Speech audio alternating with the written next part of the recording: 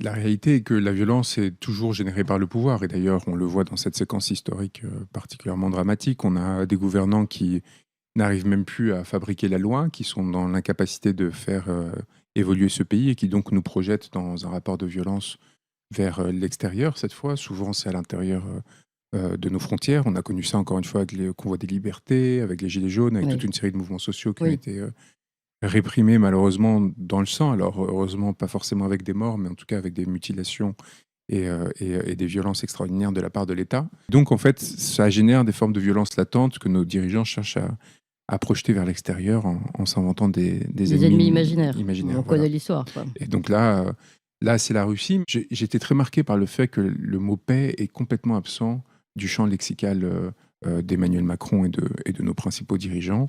On voit bien que la brutalisation de l'espace public, les tentatives de marginalisation, de stigmatisation, sont d'autant plus violentes que des gens essayent d'échapper à la violence. Et c'est là où on remarque en fait que on est dans des dynamiques qui sont intéressées et qui visent à nous pousser dans des cycles qui m'apparaissent très dangereux.